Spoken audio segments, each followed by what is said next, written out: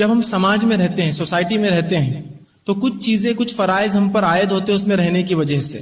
مثال کے طور پر اگر ایک محلے میں بستا ہوں، رہتا ہوں، تو اس محلے میں رہائش کی وجہ سے کچھ ذمہ داریاں مجھ پر عائد ہوتی ہیں۔ وہ یہ کہ اس محلے میں جو ہے میں شر نہ کروں، لوگوں کو ایذا نہ دوں، مجھ سے میرے پڑوسی کو تکلیف نہ ہو۔ تو ان تمام باتوں کو حقوق کہتے ہیں۔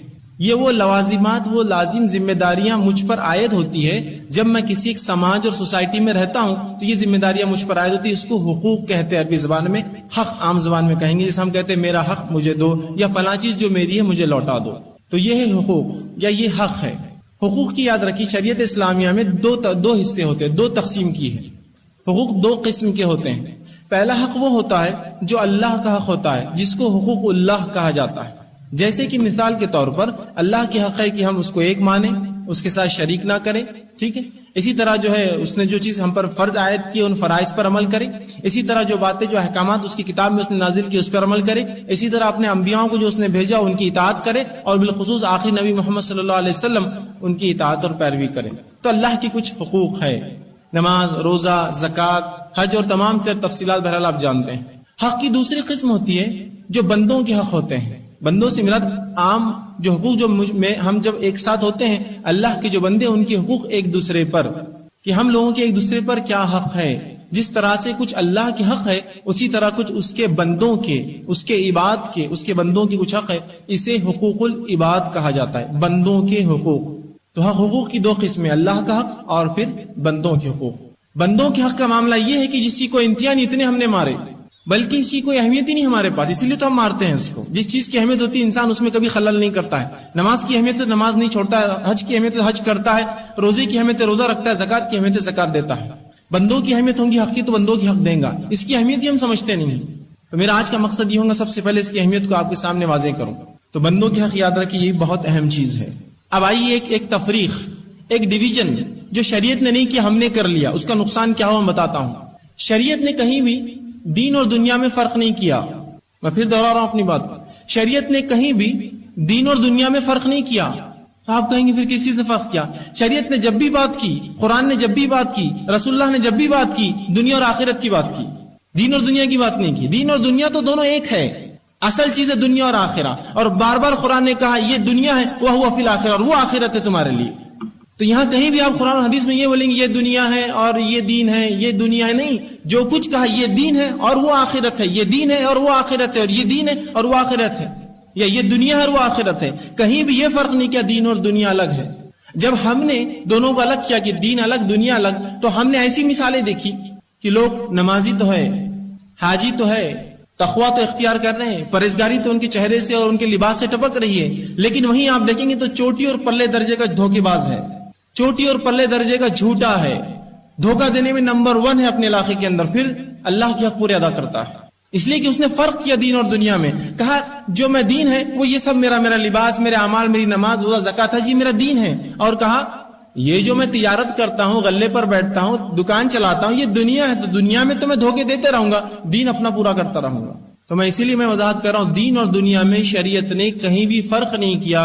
اگر کوئی مثال دے پائے تو میری اصلاح کے لیے بہت اچھا ہو جائے گا۔ جو کچھ فرق آپ کو ملے گا، یہ دنیا ہے اور وہ آخرت ہے، یہ دنیا ہے اور وہ آخرت ہے، یہ دنیا ہے اور وہ آخرت ہے۔ تو دین اور دنیا میں فرق نہیں، یاد رکھیے۔ دین اور دنیا کی مثال سمجھ لیجئے۔ دین اور دنیا کی مثال ایسی ہے جیسے اگر میں آپ سے یہ کہوں کہ پانی کا جہاز چل رہا ہے، کیا تصور کر رہے ہیں آپ بتائیے مجھے؟ کیا آپ میں سے کوئی ایسا شخص ہے جو یہ تصور کر رہا ہے کہ اس سڑک پر پانی کا جہاز چل رہا ہے؟ جیسے ہی میں نے کہا پانی کا جہاز چل رہا ہے، آپ نے یہ تصور کیا کہ پانی ہے اس لیے جہاز چل رہا ہے نا؟ کوئی ریگستان میں تصور نہیں کر رہے آپ، سڑکوں پر تصور نہیں کر رہے، ہمارے شہر میں نہیں کر رہے، پانی کا تصور آ رہا ہے۔ تو اگر میں یہ کہوں گا کہ میں دین پر چل رہا ہوں تو دنیا کے بغیر دین پہ نہیں چلے جا سکتا ہے۔ خبر میں دین نہیں، آخرت میں دین نہیں، دین دنیا میں ہے۔ تو اگر میں دیندار ہوں تو مطلب دنیا کے اندر دیندار ہوں، خبر میں اور آخرت میں دینداری نہیں ہے میری، وہاں تو نماز سب ختم ہو گئی ہی ہے۔ تو مجھے دونوں ساتھ لے کر چلنا ہے، اس میں فرق نہیں ہے، یاد رکھیے۔ ہاں فرق دنیا اور آخرت کا ہے، فرق دنیا اور آخرت کا ہے۔ تو دین اور دنیا کا فرق نہیں، دنیا اور آخرت کا فرق۔ جب دین اور دنیا کا فرق کیا تو لوگوں کی حق مارنا آسان ہو گیا۔ ادھر نماز بھی ہو رہی، ادھر جھوٹ بھی بولا جا رہا ہے، ادھر روزہ بھی رکھا جا رہا ہے، ادھر چغلی اور غیبت بھی ہو رہی ہے، ادھر جو انسان حج بھی کر رہا ہے، ادھر زمینیں لوٹتا ہے، لوگوں کے مال لوٹتا ہے، لوگوں کو دھوکے بھی دے رہا ہے۔ دین اور دنیا فرق نہیں، یاد رکھیے۔ اللہ کے رسول صلی اللہ علیہ وسلم کی 40 سالہ زندگی. علامہ ابن تیمیہ رحمہ اللہ فرماتے ہیں رسول اکرم صلی اللہ علیہ وسلم کی جس طرح 23 سالہ نبوی زندگی نمونہ ہے، آپ کی 40 سالہ زندگی بھی نمونہ ہے مسلمانوں کے لیے. میں سوال کرتا ہوں ایک بنیادی، رسول اللہ صلی اللہ علیہ وسلم کی 40 سالہ زندگی کیا تھی؟ کتنی نمازیں آپ نے پڑھی، کتنے روزے آپ نے رکھے، کتنے حج آپ نے کیے، کیا توحید کی آپ نے دعوت دی؟ سوائے اس کے کہ آپ یہ کہتے کہ یہ تمام چیزوں کی جن کی عبادت اللہ کے علاوہ ہوتی یہ معبود نہیں ہو سکتے، اور آپ فکر کرتے، سوچتے، اور ایک غار تھی جس میں آپ چلے جاتے، اس کے بارے میں آپ نے بار بار سنا ہو، آپ چلے جاتے. اور حضرت خدیجہ فرماتی کہ اللہ کے رسول 8 دن کبھی کبھار چلے جاتے کھانا اور توشہ اور پانی لے کر، اور وہاں رہ کر فکر کرتے کہ یہ لات، عزا، منات، یعوذ، یعوق، نصر یہ عبادت کے لائق نہیں ہو سکتے، یقین اللہ کوئی اور ہے، بنانے والا کوئی اور ہے. اور جب آپ صلی اللہ علیہ وسلم نے پہلی بار دعوت دی قریش کو، اس پہاڑ پر چل کر یا صباح کھلی دعوت دی، جبکہ اللہ رب العزت نے سورہ شورى میں یہ آیت نازل کی کہ اپنے رشتہ داروں کو ڈرا دو. آپ پہاڑ پر چڑھے اور اعلان کیا. جب اعلان کیا تو اس سے پہلے کہا اے قریش، کیا اگر تم سے میں یہ کہوں کہ اس پہاڑ کے پیچھے ایک فوج کھڑی ہے، گھڑ سوار تیار ہے تم پر حملہ کرنے کو، تو کیا تم میری بات کا یقین کرو گے؟ تو قریش نے جواب دیا جس میں ابو لہب بھی جمع تھا، وہاں کھڑا تھا وہ. تو ابو لہب نے کہا اور دیگر لوگ ہے محمد صلی اللہ علیہ وسلم، ہاں. قریش نے کہا کہ ہم آپ کی بات کا یقین کریں گے اس لیے کہ آپ کو ہم نے صادق اور امین پایا ہے، آپ کو ہم نے سچا پایا ہے اور امانت دار، آپ دھوکہ نہیں دیتے ہیں کسی کو، تو لہٰذا آپ کی بات کو ہم یقین کریں گے. تو 40 سالہ زندگی آپ صلی اللہ علیہ وسلم کی صادق اور امین تھی، اس میں کوئی نماز، کوئی روزہ، کوئی زکوٰۃ کوئی شامل نہیں ہے. بھی صادق اور امین، سچا اور امانت دار، یہ آپ کی صفتیں تھی، یاد رکھیے. تو حقوق العباد بڑی اہمیت کا حامل ہے. اللہ رب العزت نے اپنے نبی کو حقوق العباد کے ساتھ بھیجا. آپ نے 40 سال صرف حقوق العباد بتائے. جب آپ صلی اللہ علیہ وسلم غار حرا میں آپ کو جبرائیل علیہ السلام آئے، آپ کو وحی دی، آپ اتنے گھبرا گئے اور مائی خدیجہ رضی اللہ عنہا کے پاس آئے اور کہا کہ مجھے لگتا ہے میں مر جاؤں گا، مجھے موت آ جائیں گی. تو خدیجہ رضی اللہ عنہا نے کہا ایسا اللہ آپ کے ساتھ نہیں کر سکتا، اس لیے کہ آپ لوگوں کا وزن ڈھوتے ہیں، آپ لوگوں کی تکلیف دور کرتے ہیں، آپ اپنے مال سے غریبوں کی مدد کرتے ہیں، آپ مسکینوں، یتیموں اور بیواؤں کو جو ہے آپ سہارا ہے ان کا، اللہ آپ کو ایسے کیسے ضائع کریں گے، آپ سوچ رہے آپ مر جائیں گے. تو مائی خدیجہ بھی اس کی گواہی دے رہی کہ رسول اللہ کی 40 سالہ زندگی یہی تھی کہ دوسروں کی مدد، مسکینوں کی مدد، بیوہ اور یتیموں کی مدد، لوگوں کے بوجھ ڈھونا اور سہارے دینا. بندوں کی حق بڑی اہم چیز ہوتی ہے، یاد رکھیے. اس کی اہمیت کی وضاحت تب ہوگی جب میں چند واقعات اللہ کے رسول صلی اللہ علیہ وسلم کی واقع زندگی سے رکھوں گا آپ کے سامنے. چند نمونے چیدہ نمونے رکھوں گا، چنے ہوئے نمونے. یقین اتنا وقت نہیں کہ تفصیلات میں جاؤں، لیکن ایک بات تو میں ضرور کہوں گا، بندوں کی حق کو مذاق مت سمجھیے. یہ تھوڑا سا مذاق آخرت میں جہنم کا باعث بننے والا تھوڑا سا مذاق. زندگی میں ہم 50 60 70 سال اس مذاق سے، اس حق مارنے سے فائدہ اٹھا لیں. کسی کی زمین پر بیٹھ جاؤں گا، کب تک؟ مرنے تک، اور کیا. اس کے بعد مجھے جواب دینا اپنے رب کو. دی چھوٹا سا مذاق بندوں کے حق میں آخرت میں بہت زبردست چیز بننے والا ہے. اسی لیے آغائی کے لیے ہم نے سوچا کہ یہ بار پورے 10 روزہ پروگرام پورے بندوں کے حق پر اگر آپ دیکھیں چارٹ کو غور سے، پورے حقوق العباد پر ہی ہم نے بنائے. چونکہ جہاں لوگوں کے عقیدے جب تیار ہو گئے تو بندوں کی حق مارنا انہوں نے آسان سمجھ لیا. کہا اب تو عقیدہ بڑا اچھا ہوگا، میں شرک تھوڑی کرتا ہوں، اللہ انشاءاللہ مجھے اب جہنم میں تو نہیں چلائے گا. لیکن آئیے بندوں کے حق کیا ہوتے ذرا اس کی اہمیت وضاحت کر دوں. آئیے اللہ کے رسول صلی اللہ علیہ وسلم کی زندگی سے پہلا واقعہ مسند احمد کی روایت. آپ صلی اللہ علیہ وسلم کے پاس ایک صحابی رسول اور کا اللہ کے رسول، میری ایک پڑوسن ہے، پڑوس میں ایک خاتون رہتی ہے میرے، بہت نمازی ہے، زیادہ نمازیں پڑھتی ہے. مطلب یہ نہیں کہ 5 سے زیادہ 6 اس نے فرض کر لی، نہیں، مطلب یہ کہ 5 فرائض کے علاوہ موقعہ نوافل اور پتہ نہیں اور نمازوں کا اہتمام کرتی ہے، زیادہ سے زیادہ نمازیں پڑھتی ہے اور بہت روزے رکھتی ہے. مطلب فرض روزوں کے علاوہ نوافل جمعرات اور پیر اور دیگر ایام بیضا کے 13 14 اور 15 چاند کی اور دیگر روزے رکھتی ہے، زائد روزے رکھتی ہے فرض سے زیادہ، اور اضافی زکوٰۃ دیتی ہے. مطلب فرض زکوٰۃ سے ہٹ کر نفل صدقات اور خیرات کا بڑا اہتمام کرتی ہے. ٹھیک ہے، کیا فرما رہے ہیں؟ یہ تمام باتیں گنوا رہے ہیں اللہ کے رسول سے وہ صحابی رسول. لیکن کیا اللہ کے رسول پڑوسی سے گندی بات کرتی، گالی گلوچ کرتی، لڑتی ہے؟ کیا فرمایا؟ نماز تو زیادہ پڑھتی فرض سے زیادہ، زکوٰۃ تو زیادہ دیتی فرض سے زیادہ، روزے تو زیادہ رکھتی فرض سے زیادہ، لیکن پڑوسیوں سے گالی گلوچ کرتی ہے، بد کلامی کرتی ہے، لڑتی ہے. مطلب اللہ کے حق تو پورے اور اضافی ادا کرتی ہے، بندوں کے حق مارتی ہے. اللہ کے رسول صلی اللہ علیہ وسلم نے جواب دیا، ہی فی النار، وہ جہنمی ہے، ہی فی النار، وہ جہنمی ہے. اب کوئی اس کو قیامت تک جنتی نہیں کر سکتا. کس وجہ سے؟ ہم تو کیا سمجھ رہے ہیں، روزہ رکھ لیا، نماز پڑھ لی، زکات دے دی، حج کر دیا، توحید پر رہ گئے، اب بندوں کے حق مارتے رہو، کوئی مسئلہ نہیں۔ یہاں تو اللہ کے رسول اس اضافی نفل پڑھتی ہے، اضافی کرتی ہے، نمازوں میں اضافہ کری، روزوں میں اضافہ کرتی ہے، زکات میں اضافہ دیتی ہے، لیکن بندوں کے حق مارتی کا ہی یا فی النار، وہ جہنم میں جلنے والی ہے۔ ہم نے مذاق سمجھا تھا قولی بات کو، تو ہم نے تو معمولی سمجھا تھا اس کو، بیوی کے حق مار دو، بچوں کے حق مار دو، پڑوسیوں کے حق مار دو، سائلین راستہ چلنے والوں کے حق مار دو، تکلیف لوگوں کو پہنچاؤ، ہم کو لگا بڑا آسان کام ہے۔ یا فی النار، جہنم میں وہ شخص جس نے تمام اعمال کیے، اللہ نے جو حکم دیا فرائض، لیکن اگر بندوں کے حق مارے جہنم میں جلیں گا۔ اسی لیے میں نے کہا تھا دو پٹریاں ہیں، ایک انچ بھی اگر کم ہو جائے دوسری پٹری تو ٹرین نہیں چلیں گی، یہ اسلام کی گاڑی نہیں چلیں گی، اس کے اوپر بندوں کے حق ادا نہیں ہوں گے۔ اسی صحابی نے آگے کہا اللہ کے رسول، دوسری ایک پڑوسن ہے، کم نماز پڑھتی ہے، مطلب یہ نہیں کہ 5 میں سے 3، مطلب یہ کہ صرف فرض پڑھتی ہے، پہلی والی زیادہ پڑھتی تھی، اضافہ، کم روزے رکھتی ہے، مطلب صرف فرض روزے رکھتی ہے، کم زکات دیتی ہے، مطلب صرف فرض زکات دیتی ہے، لیکن اخلاق بڑے اچھے ہیں، اس کے معاملات بڑے اچھے، لوگوں سے، پڑوسیوں سے، کہا ہیا فی الجنہ، وہ جنتی ہے۔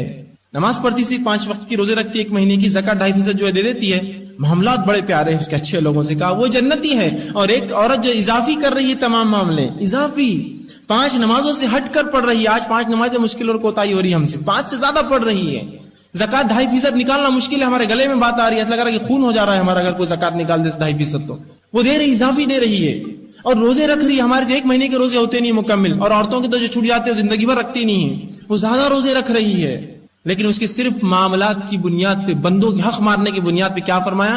ہی فی النار، وہ جہنمی ہے۔ تو حقوق العباد کو مذاق مت سمجھیے، اس کو کھلواڑ میں مت لیجیے، آخرت کے اعتبار سے مذاق بہت سنگین بنے گا، یاد رکھیے۔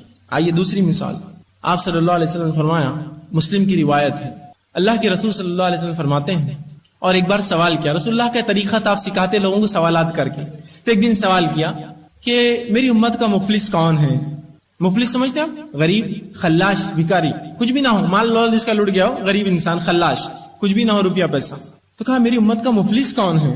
تو صحابہ نے کہ اللہ کے رسول، جس کے بعد دینار و درہم نہ ہو، مال و دولت نہ ہو، روپیہ پیسہ نہ ہو، وہ خلاش ہے۔ تو آپ صلی اللہ علیہ وسلم فرمایا نہیں، میری امت کا مفلس یہ نہیں ہے، بغور سنیے، میری امت کا مفلس تو یہ نہیں ہے، غریب انسان یہ نہیں ہے۔ کہا میری امت کا غریب اور مفلس تو وہ ہے جو روز قیامت نمازوں کے ڈھیر لائیں گا، اور زکات کے ڈھیر لائیں گا، اور حج اور عبادتوں کے ڈھیر لائیں گا، جس کے بنیاد پہ یہ اس کو ظام بھی ہوگا کہ میں اب جنت میں جاؤں گا، اور لوگ بھی وہ سوچیں گے کہ ہاں یہ جنت میں جائیں گا، اتنی نیکیاں، اتنے روزے، اتنی زکات، اتنے حج کے ڈھیر لائیں گا، اور ایک پہاڑ بنا دیں گا اپنی نیکیوں کا وہ، اور اس کے بعد یوں ہوگا، اللہ اپنا فیصلہ سنا دیں گا، اللہ اپنا فیصلہ سنا دیں گا، اللہ اپنے معاملات کا فیصلہ کر دیں گا، نمازیں برابر، روزے برابر، زکات برابر، حج برابر، توحید برابر، اللہ نے اپنا کام کر لیا۔ اب وہ جنت کی امید کر کے جنت کی طرف بڑھ رہا ہوں گا، مجمع میں سے جو پیچھے حساب کتاب کے لوگ کھڑے ہوں گے، ایک شخص چلانا کہیں گا اے اللہ اس نے میرا حق مارا تھا، میرا روپیہ لے کر ایک بار ڈبایا تھا، کوئی کہیں گا اللہ اس نے گالی دی تھی، اللہ کہیں گا ایسا ٹھیک ہے، فرشتوں سے کہا جائے گا اس کی نیکیاں لے کے جن کا حق مارا تھا دے دی جائے، ٹرانسفر کر دی جائے، فرشتے نیکیاں لے کر ان کو دیتے جائیں گے، لوگوں کی ایک صف آتی جائیں گے، قطار در قطار لوگ آتے جائیں گے، اپنے حقوق مانگتے رہیں گے، اور اللہ کے رسول صلی اللہ علیہ وسلم فرماتے ہیں وہ شخص جو اپنے اعمال کو دیکھ کر خوش تھا اور جنت کی طرف جا رہا تھا، اس کی تمام نیکیاں ختم ہو جائیں گی، فرشتے کہیں گے اللہ اس کی نیکیاں ختم ہے، ابھی سائل کھڑے، سوالی کھڑے ہیں جو اپنا حق مانگتے ہیں، اللہ کہیں گا ٹھیک ہے پھر اب کیا، اللہ کہیں گا اب ان لوگوں کی جو ابھی قطاروں میں کھڑے ہیں ان کے گناہ اس کے سر پہ ڈالو، اور رسول اللہ فرماتے ہیں اس کے بعد وہ شرمندہ کر کے اپنے منہ کے بل گھسیٹ کے جہنم میں پھینک دیا جائیں گا۔ کس لیے؟ گالی دی تھی، میرے لیے تو مذاق ہے گالی دینا، کس لیے؟ حق مارا تھا، میرے لیے تو مذاق ہے حق مارنا، کس لیے؟ کہ میں نے پڑوسیوں کو تکلیف دی تھی، میرے لیے تو عام بات ہے تکلیف دینا، کس لیے؟ کہ میں نے کسی کا روپیہ ڈبا دیا، میرے لیے تو عام بات تھی روپیہ ڈبانا۔ پھر کر لیجئے کتنے حج اور کر لیجئے کتنی نمازیں اور کر لیجئے جو کرنا ہے، یہ کام نہیں آئیں گا۔ اللہ کا حق بھی اہم ہے، بندوں کا حق بھی ہے، جو اللہ کا حق دے رہے بندوں کا کیوں چھوڑتے ہو پھر؟ اور جو بندوں کا حق ادا کر رہے تو اللہ کا حق بھی ادا کرو بھائی۔ تو بندوں کی حق کی حقیقت میں سمجھیں وہ مفلس ہے، اور یقیناً اس امت کا ہی مفلس ہے، اس سے زیادہ مفلس کون ہو سکتا ہے اور غریب کون ہو سکتا ہے جو جنت کی طرف جا رہا اور جہنم میں ڈال دیا جائے۔ صحیح کہا آپ نے کہ مفلس ہے میری امت کا وہ، خلاش اور بھکاری اس امت کا وہ۔ تو کس بنیاد پر وہ جہنم میں جا رہا تھا؟ حقوق العباد مارے تھے، جس کو ہم نے مذاق سمجھا ہے، ہاں مار دو، ارے اس کو تکلیف ہو رہی میری گاڑی سے، رہنے دو، اپنے کو تو نہیں ہو رہی ہے نا، اس کو ہو رہی ہونے تو اپنے کیا کرنا ہے۔ یہ حقوق العباد یاد رکھیے، روز قیامت بہت سخت چیز بنیں گے، بہت سخت چیز۔ آئیے اور ایک مثال سن لیجیے، رسول اکرم صلی اللہ علیہ وسلم فرماتے ہیں بخاری کی روایت ہے. آپ نے فرمایا میرا ایک دل چاہتا ہے ایک دن کہ اذان دی جائے اور کسی نوجوان کو میں اپنے بدلے کھڑے کر دوں نماز پڑھانے کے لیے, اور میں مسجد سے باہر نکلوں اور حکم دوں جو لوگ میرے ساتھ نماز میں ان کو حکم دوں کہ جا کے لکڑیاں جمع کرے, اور ان لوگوں کے گھر کو آگ لگا دوں جو مسجدوں کو چھوڑ کر گھر میں نماز پڑھتے ہیں. کیا فرمایا؟ ان لوگوں کے گھروں کو آگ لگا دوں جو مسجدوں کو چھوڑ کر گھر میں نماز پڑھتے ہیں. مطلب بتانے کا یہ ہے مسجد میں نماز پڑھنے کی اہمیت ہے, گھر میں خامخواہ نماز نہیں ہوتی. اور اتنا سنگین جرم ہے کہ رسول اللہ کا دل چاہتا ہے کہ آگ لگا دو ان کو, نوجوان کو کھڑے کر کے آگے بڑھا دو, خود جا کر دیکھو کون کون نہیں پڑتا, ان کے گھروں کو آگ لگا دو, لکڑیاں جمع کر کے آگ لگا دو. یاد رکھیے مومن کا مال حرام ہے ہم پر, لیکن اس کا جرم اتنا سنگین ہے کہ جلانے کا رسول اللہ خواہش اظہار کر رہے ہیں, لیکن آپ نے کیا نہیں ہے, اظہار کیا اس جرم اور اس کی سنگینی کو بتانے کے لیے. بات سمجھ میں آئی؟ مسجدوں کی اہمیت آئی. اب وہی اللہ کے رسول صلی اللہ علیہ وسلم مسلم کی روایتیں فرماتے ہیں جو یہ اور یہ کھائے وہ ہماری مسجدوں کے قریب بھی نہ آئے. راوی حدیث کہتے ہیں اللہ کے رسول صلی اللہ علیہ وسلم نے پیاز اور لہسن کی طرف اشارہ کیا کہ جو کچا پیاز اور لہسن کھائے ہماری مسجدوں کے قریب نہ آئے, اس لیے کہ پیاز اور لہسن کی بو سے دوسرے بھائی کو تکلیف ہوتی ہے. تو یہاں جلانے کی بات کرے ان لوگوں کے گھروں کو جو مسجد چھوڑ کر نماز پڑھتے گھروں میں, یہاں ان لوگوں سے حکم دے رہے ہیں جو اللہ کے بندوں کے حق مارتے مسجد میں نہ آئے, جو لہسن اور پیاز کچا کھا کر داخل ہو, اس لیے کہ بندوں کو گھن آتی ہے. اور دوسری بات فرمایا جس چیز سے ابن آدم کو گھن آتی ہے, آدم کی اولاد کو برا لگتا ہے, انسان کو گھن آتی ہے برا لگتا ہے, اسی چیز سے فرشتوں کو بھی گھن آتی ہے. تو فرشتوں کو بھی بدبو پسند نہیں ہے اور انسان کو بدبو پسند نہیں. تو وہ حق اندازہ لگائیے شریعت نے کیا حق دیے انسانوں کو کہ میری منہ کی بدبو اگر دوسرے کو آئے تو شریعت نے کہا تم مت جاؤ مسجد کے اندر. حق دیکھیے آپ. تو اگر میں اپنے دانت گندے رکھتا ہوں اور لوگوں کے سامنے ہنستا ہوں تو میں حق مار رہا ہوں ان کا, اس لیے کہ میرا کام تھا اس کو صاف رکھتا میں, اس لیے کہ اگر بدبو آئیں گی میرے بھائی کو تکلیف ہوں گی. کتنے زبردست حق دیے شریعت نے, اندازہ لگائیے آپ. صرف بدبو جس سے لوگوں کو سونگنے سے تکلیف ہوتی ہے, کہا مسجدوں میں نہ جو یہ اور یہ کھائے ہماری مسجدوں میں داخل بھی نہ ہو. وہی نبی جو جلانے کی بات کر رہا ہے جو مسجدوں میں نماز نہ پڑھے, وہی کہتا ہے مسجد میں داخل نہ ہو جو بندوں کے حق مارے, بدبو کرے آ کر. اور آج ہم دیکھتے ہیں لوگ تمباکو کھا کے ایک بدبو لیتے ہوئے اور سگریٹ پی کر مسجد میں داخل ہوتے, داخل ہونا دور مسجد کے حمام اور طہارت خانوں میں سگریٹ تمباکو کھاتے ہیں. اللہ رحم کرے اس امت پر. جو نبی یہ کہہ رہا ہے کہ پیاز اور لہسن کھانے والا داخل نہ ہو, اس لیے کہ ابن آدم کو جس سے گھن آتی ہے فرشتوں کو بھی اس سے گھن آتی ہے, اور مومن مساجد میں یہ کام کر رہا ہے, اسے بدبو آتی. سبحان اللہ. بندوں کے حق بڑے اہم ہیں, آپ مذاق مت سمجھیے اس کو, مذاق مت سمجھیے اس کو. آئیے اور مثال لیجیے بندوں کے حق کی اہمیت کیا ہے. حجۃ الوداع میں اللہ کے رسول صلی اللہ علیہ وسلم اعلان کرتے ہیں, حجۃ الوداع یاد رکھیے بڑی اہمیت کا حامل ہے. یہ رسول اللہ کا آخری حج تھا, بہرحال پہلا بھی حج تھا اور آخری بھی حج تھا آپ کا. اس میں جو خطبات آپ نے دی یہ خطبات بڑی اہمیت کے حامل ہیں, ان کو مذاق مت سمجھیے. یہ خطبات اگر آپ کو ملتے ہیں تو ضرور پڑھا کیجیے. حجۃ الوداع میں آپ نے کئی خطبات دیے ایک کے بعد ایک سلسلے وار. ان میں سے ایک خطبے میں ایک واقعہ, ایک خطبے میں آپ صلی اللہ علیہ وسلم نے اعلان کیا جو کہ بخاری نے روایت کیا. آپ نے کہا کہ تمہارا مال, تمہارا خون, تمہارا مال اور تمہاری عزت آپس میں ویسے ہی حرام ہے جس طرح سے اللہ کے رسول فرماتے ہیں اس دن کی اور اس شہر کی اور اس مہینے کی حرمت ہے. تمہارا خون, تمہارا مال, تمہاری عزت ہے مسلمانوں ایک دوسرے پہ حرام ہے. کوئی مسلمان دوسرے مسلمان کا مال نہ لوٹے بے وجہ, کوئی مسلمان دوسرے مسلمان کا خون نہ کرے بے وجہ, کوئی مسلمان دوسرے مسلمان کی عزت نہ اتارے. یہ ایسے ہی حرام ہے جس طرح سے اس دن وہ عرفے کا دن تھا, اس کی حرمت آپ سب جانتے ہیں کیا ہے اس دن کی, اور اس مہینے, اور وہ مہینہ ذی الحجہ کا تھا جو حرمت والے مہینوں میں سے ایک ہے, اور اس شہر اور مکہ شہر کی حرمت میں آپ سب جانتے ہیں. مکہ وہ شہر ہے دنیا کا واحد جہاں برائی کا خیال لانا بھی گناہ دے دیتا ہے. بقیہ جگہ جب تک نہ کرے گناہ نہیں ملتا ہے. مکہ کی حرمت یہ ہے کہ غلط خیالات بھی لانا منع کیا گیا. تو وہ کہا کہ اس شہر اور اس دن اور اس بستی جو ہے اس مہینے سے زیادہ حرمت ہے اس چیز کی یاد رکھی. اسی طرح آپ صلی اللہ علیہ وسلم نے ایک بار کعبے کے سامنے آپ کھڑے ہوئے. کعبے کی حرمت اور تعظیم میں سمجھتا ہر مسلمان کے دل میں ہے. ہر شخص خواہش رکھتا ہے کبھی نہ کبھی ایک دن میں اس کی زیارت کروں. تو آپ ایک بار کعبے کے سامنے کھڑے ہیں. کعبہ تو بڑا مقدس ہے, احترام والا ہے, لیکن تجھ سے مقدس بھی ایک چیز اس دنیا میں بستی ہے اور وہ ایک مومن ہے. اسی لیے لوگ مثال کے طور پر کہتے ہیں کعبہ ڈھا دو لیکن مومن کا دل مت توڑو. اسی لیے رسول نے کہا تجھ سے مقدس چیز بھی دنیا میں بستی اور ایک مومن ہے, وہ مقدس ہے. اس لیے کہ کعبہ تو مٹی اور پتھر کا بنا ہے, مومن اس چیز کا نہیں ہے. کعبہ ٹوٹ جائیں گا تو بن جائیں گا, مومن جو اس کو تکلیف پہنچیں گے تو آپ کیسا اس کے لیے وہ کرے گا. تو کہا تجھ سے مقدس بھی ایک ہستی ہے اس دنیا میں, وہ مومن ہے ایک. آج لیکن مومنوں کے حق مارنا, حق تلفی کرنا یہ ایک مذاق سمجھا جاتا ہے.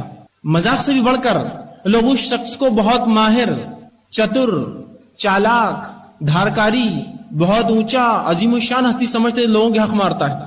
ارے کیا زمین لوٹ لی اس نے، بڑا آدمی ہے یار بڑا، ارے کیا مال اس نے کر، ارے بڑا آدمی یار، کیا بیوی کو مارتا ہے، ارے بہت زبردست آدمی، طاقتور آدمی یار، ارے بچوں کو کیا دھوتا، ارے بہت بہترین آدمی، ارے پڑوسیوں کو کیا تکلیف دی اس نے جب گھر بننا تھا، ارے بہت اچھا آدمی، زبردست، اس لیے تکلیف دے پایا دوسروں کو۔ ہم اس کو بہت مہان سمجھتے ہیں دنیا میں، ہے نا، جتنا قابض دوسروں کی زمینوں پر اور مال پر اتنا اونچا آدمی کہلاتا دنیا میں۔ یہ مذاق نہیں ہوا، آخرت میں یاد رکھیے۔ مثالیں دوں گا احادیث سے، مثالیں دوں گا کہ یہ چھوٹے چھوٹے حق ماننے کا انجام کیا ہونے والا آخرت کے اعتبار سے۔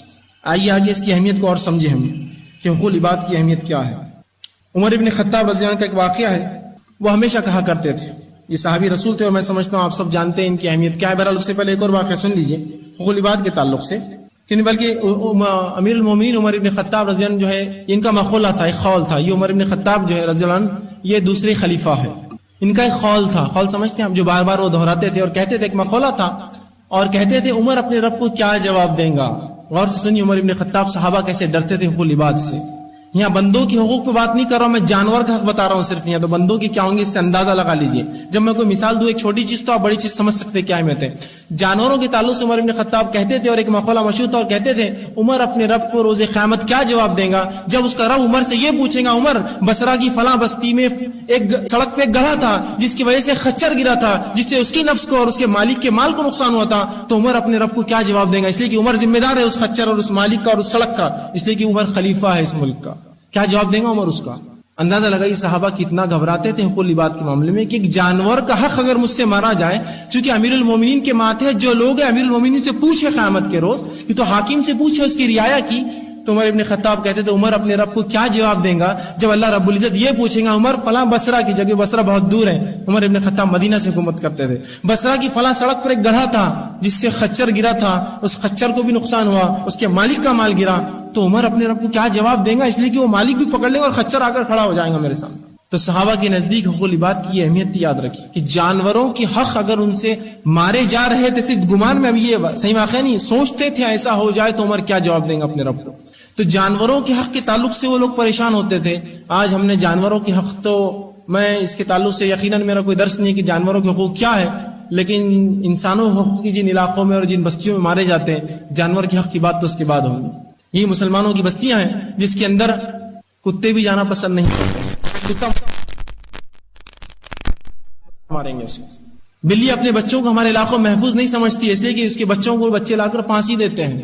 یہ واقعات اپنے محلوں میں دیکھیے، چھوٹے کتے اور بلی کے معصوم بچے، گو کتا حرام ہے لیکن اس کا مطلب یہ نہیں کہ اس کو قتل کر دے آپ بے وجہ بیچارے کو، اس کو لا کر لٹکاتے ہیں ہمارے مسلمان بچے جن کے دل اتنے سنگ دل اگر بچپن سے ہوں گے تو بڑے ہو کر یہ کیا کارنامے انجام دیں گے، اور اس کو لا کر گلے میں رسی لٹکا کے لٹکا دیتے اور سب مل کے دیکھتے ابھی مرے گا کیسا۔ یہ واقعات کوئی بعید نہیں، آپ دیکھیے اپنے محلوں میں، اور اس کے مرنے پر وہ خوش ہوتے ہیں، ایسا تڑپا تھا فلاں، اور والدین بھی سن کر صرف تعجب ہوتا ہے، سنتے اور بولتے اچھا ایسا کیا، ٹھیک ہے اگلی بار ایک اور کتے کو مار کے جاؤ۔ اس لیے کہ والدین یہ سوچتے ہیں کہ ان کی جان اپنے سے اپن بچ رہے، ان کے زر سے، ان کے جو ہے نقصان سے دی زیادہ اچھا ہے جانوروں پہ بلا نکال رہے ہیں۔ اس لیے کہ تربیت کی کمی ہے، انشاءاللہ اولاد کی تربیت ایک مستقل عنوان ہم نے رکھا ہے اس سال۔ بہرحال تو بندوں کے حق کی یاد رکھی بڑی اہمیت ہے۔ شریعت نے تو جانوروں کے حقوق بتائے ہیں، تو وہ شریعت بندوں کے حق کیسے چھوڑ سکتی ہے؟ آئیے بندوں کے حق کی اہمیت اور جان لیں۔ اور ایک دوسرے کے حق ہم تب ادا کریں گے، یاد رکھیے، جب ایک دوسرے کی عزت کریں گے۔ اصول یاد رکھیے، ایک دوسرے کے حق ہم جب دیں گے جب عزت کریں گے، اور جب یہ سوچیں گے کہ جو اپنی نفس کے لیے میں پسند کروں اپنے بھائی کے لیے وہ پسند کروں، جو اپنے لیے سوچوں اپنے بھائی کے لیے سوچوں۔ کیا میں اپنے لیے سوچتا ہوں لوگ مجھے گالی دیں تو میں کسی کو گالی نہیں دوں گا؟ کیا میں یہ سوچتا ہوں اپنے لیے کہ کوئی مجھ سے جھوٹ بولے، میں کسی کو جھوٹ نہیں بولوں گا؟ کیا میں یہ سوچتا ہوں کہ اپنے لیے جو ہے کوئی میرا نقصان کرے، میں کسی کا نقصان نہیں؟ کیا میں یہ سوچتا ہوں کہ میرے ساتھ میرے بیوی بچوں کو چھیڑچھاڑ کرے، میں کسی کی بیوی بچوں سے چھیڑچھاڑ نہیں کروں گا؟ کیا میں یہ چاہتا ہوں کہ میرے بہن کو کوئی چھیڑے تو میں کسی کی بہنوں کو نہیں چھیڑوں؟ کوئی چاہتا اس کی ماں کو نہ چھیڑے تو وہ دوسروں کی ماں کو نہ چھیڑے۔ تب اگر یہ سوچیں گا جو اپنے لیے پسند کریں گا اپنے بھائی کے لیے، تب حق ادا کریں گا۔ اس لیے کہ جب کسی کا حق مارا جاتا ہے تب سمجھ میں آتا ہے جب اپنے اوپر بیتی کیا تکلیف ہوتی ہے حق مارنے سے۔ آئیے آج ہم دیکھتے ہیں ہمارے سماج اور سوسائٹی میں ظلم، زیادتی، تکبر، تکلیف دینا، لوگوں کو ایذا پہنچانا اور ہمہ اقسام کے گناہ عام ہو چکے ہیں۔ قسم قسم کے گناہ جس کو گنا بھی نہیں جا سکتا، یاد رکھیں۔ اتنے گناہوں کو ہم نے اوپر لاد لیا ہے، بندوں کے اتنے حق ہم زبردست انداز سے مار رہے ہیں۔ اس سے اجتناب کیجیے، اس سے پہلے کہ ہماری موت آ جائے یا اس سے پہلے قیامت آ جائے۔ اسی طرح اللہ کے رسول صلی اللہ علیہ وسلم ایک پیارا اصول دیتے ہیں، بہترین بات کہتے ہیں، اصولی بات۔ آپ نے فرمایا نوجوانوں سے، میں بھی نوجوانوں سے بالخصوص خطاب کروں گا اس مسئلے پر، اتنی زبردست بات آپ نے کہی اور فرمایا جو شخص یہ چاہتا ہے کہ بڑھاپے میں اس کی عزت ہو، جو شخص یہ چاہتا ہے نوجوانوں کہ بڑھاپے میں تمہاری عزت ہو، تو اپنی جوانی میں بوڑھوں کی عزت کرو، تو تم جب بوڑھے ہوں گے تو اللہ ایسی قوم پیدا کرے گا جو تمہاری عزت کریں گے پھر۔ اس لیے کہ جب انسان نوجوان ہوتا ہے، طاقت میں ہوتا ہے، تو لوگ اس کی عزت کرتے ہیں، اس کی پہچان ہوتی ہے۔ ایک انسان اپنے دور کا سب سے بڑا بادشاہ بھی رہا، سب سے بڑا وزیر بھی رہا، بوڑھا ہو گیا تو کوئی پہچانتا نہیں، لوگ پوچھتے ہیں بوڑھے حضرت کون ہے تمہارے گھر سے نکل رہے؟ تو کہا ہے نوجوانوں اگر تم چاہتے ہو کہ تمہاری عزت بڑھاپے میں ہو تو بوڑھوں کی عزت کرو، اگر تم بوڑھوں کی عزت کرو گے تو اللہ ایسے نوجوان پیدا کرے گا جو تمہاری عزت کریں گے تمہارے بڑھاپے میں۔ تو ہم چاہتے ہیں اگر ہم دوسرے ہماری عزت کریں، ہم دوسروں کی عزت کریں، دوسرے ہم سے جھوٹ نہ بولے، ہم دوسروں سے جھوٹ نہ بولیں، دوسرے ہمیں گالی دیں، ہم دوسروں کو گالی نہ دیں، دوسرے ہمارا حق نہ مارے تو میں کسی کا حق نہ ماروں۔ کہ تو کہا کہ بڑھاپے میں اگر عزت چاہتے ہو جوانی میں عزت کرو، اس ہاتھ دو اور اس ہاتھ لو، جو بوؤں گے وہ پاؤں گے، جو کھیتی کرو گے وہ پھل نکلیں گا، جیسی کھیتی کرو گے ویسا نکلیں گے۔ تو اس اصول کو یاد رکھیے، دوسروں کا حق دیجیے، اپنا حق ملے گا، دوسروں کا حق ماریے، آپ کا حق جانے والا ہے، یہ بات طے ہے، ٹھیک۔ اسی طرح جو حقوق العباد ادا کرنے والے کو، بندوں کی حق ادا کرنے والے کو آپ صلی اللہ علیہ وسلم مومن اور مسلم کہا، بندوں کی حق ادا کرنے والے کو آپ نے مومن اور مسلم کہا، آپ صلی اللہ علیہ وسلم فرماتے ہیں، اور بخاری کی روایت آپ فرماتے ہیں المسلم من سلم المسلمون من اللسان ویدہ، مسلمان وہ ہے جس کے شر سے، جس کے فتنے اور فساد سے، بالخصوص دو چیزوں کا آپ نے فرمایا، من اللسان ویدہ، اس کے زبان اور ہاتھوں سے، جب دوسرے مومن اگر محفوظ ہے تو وہ مسلم ہے۔ مسلمان وہ ہے جس کے ہاتھوں سے اور جس کی زبان سے دوسرا مسلمان محفوظ ہے۔ تو اس شخص کو اللہ کے رسول صلی اللہ علیہ وسلم نے مسلمان کہا جس کے ہاتھوں سے اور زبان کے شر سے دوسرا مومن محفوظ رہے۔ اسی طرح آپ صلی اللہ علیہ وسلم فرماتے ہیں، دوسری بخاری کی روایت ہے، اور آپ کہتے ہیں اور فرمایا المومن من آمن الناس بوائقہ، مومن تو وہ ہے، یہاں مسلم کا بارے میں کہا، یہاں مومن کہہ رہے ہیں، مومن تو وہ ہے جس کے شر سے، جس کے فساد سے، جس کے فتنوں سے انسانیت محفوظ ہو۔ اگر میرے شر اور میرے فساد ہاتھ کے اور زبان کے اگر لوگ محفوظ ہیں تو پھر میں مومن ہوں، اگر ایسا نہیں ہے تو میں پھر ایمان والا مسلم اور مومن نہیں ہوں۔ تو یہاں رسول اللہ صلی اللہ علیہ وسلم اس شخص کو مومن اور مسلم کہہ رہے ہیں جس کے ہاتھ اور زبان کے فساد سے مومن خود اور انسانیت محفوظ رہے۔ تو یہاں دیکھیے مومن اور مسلم ہونے کا معیار۔ اسی طرح جو آپ صلی اللہ علیہ وسلم فرماتے ہیں، اس لیے کہ دیکھیے ہاتھ سے جو حق مارے جاتے ہیں وہ الگ ہوتے ہیں، لیکن اکثر لوگ چونکہ ہاتھ سے حق مارنے کی حیثیت نہیں رکھتے، اس کے لیے طاقت لگتی ہے نا، کسی کی زمین لوٹنا طاقت لگتی ہے، لیکن زبان کے حق ہم آسانی سے مار دیتے ہیں، عزت اتارنا آسانی سے اتار دی، اس لیے کہ ارے وہ تو جھوٹا ہے، ارے وہ تو لچا ہے، ارے وہ تو لفنگا ہے، ارے وہ تو ایسا ہے، ارے وہ تو زانی ہے، ارے وہ تو فلاں ہے، بول دیا، آسانی سے عزت اتار دی اس کی جھٹکے میں، جبکہ نہ وہ جھوٹا تھا، نہ زانی تھا، نہ لچا تھا، نہ کسی قسم کی اس میں کوئی برائی تھی۔ تو آئیے زبان کے تعلق سے آپ کیا فرماتے ہیں؟ اور آپ صلی اللہ علیہ وسلم کہتے ہیں، اور آپ نے فرمایا حدیث کے اندر، بخاری کی روایت ہے، جو شخص دو چیزوں کی ضمانت لے لے، جو شخص دو چیزوں کی گارنٹی لے لے تو میں اس کے جنتی ہونے کی ضمانت اور گارنٹر بن جاتا ہوں۔ کیا فرمایا؟ جو شخص دو چیزوں کی گارنٹی لے لے اپنی کی میں نے یہ کام برابر کیا، میں اس کی جنت کی ضمانت لیتا ہوں۔ پوچھا کہ اللہ کے رسول کیا ہے؟ تو کہا ایک وہ چیز جو اس کے جبڑے کے بیچ میں ہے۔ کیا ہے جبڑے کے بیچ میں؟ زبان۔ اور وہ چیز جو اس کی ٹانگوں کے بیچ میں ہے، اور اس کا کیا ہے؟ وہ شرمگاہ۔ جو اپنی شرمگاہ کی اور اپنی زبان کے تعلق سے ضمانت دے دے کہ اللہ میں نے اس سے کوئی برا کام نہیں کیا اور شرمگاہ غلط استعمال نہیں کیا، رسول اللہ میں گارنٹر بنتا ہوں۔ سمجھتے ہیں نا آپ گارنٹر؟ گارنٹر اس کو کہتے ہیں کہ اگر کوئی شخص پیسہ لے کسی سے اور کوئی اس کا گارنٹر بنے تو وہ پیسہ نہ دے تو وہ شخص دے گا پیسہ جو گارنٹر بنا۔ رسول اللہ میں اس کا ضامن ہوں، ضمانت لیتا ہوں اس شخص کی۔ میں جو دو چیزوں کی اللہ کے سامنے ضمانت لے لے، زبان سے میں نے کچھ نہیں کیا اللہ غلط، اور شرمگاہ کی، تو یہ دونوں چیزوں سے بندوں کے حق مارے جاتے ہیں۔ دیکھیے اندازہ لگائیے کتنی اہمیت ہے بندوں کے حقوق۔ آئیے اسی طرح اللہ کے رسول صلی اللہ علیہ وسلم فرماتے ہیں، مسلم کی روایت ہے، ابو ہریرہ رضی اللہ عنہ اس حدیث کے راوی وہ کہتے ہیں قیامت کے دن اہل حقوق آئیں گے جن کے حق ہوں گے آپس میں، قیامت کے روز اہل حقوق آئیں گے جن کے حق آپس میں، حتیٰ کہ ایک سینگ والی بکری جس نے بنا سینگ والی بکری کو مارا تھا، اللہ رب العزت ان میں بھی انصاف کریں گا، اور بغیر سینگ والی کو سینگ دیں گا، وہ سینگ والی کو سینگ ماریں گی اور دونوں کو ختم کریں گا۔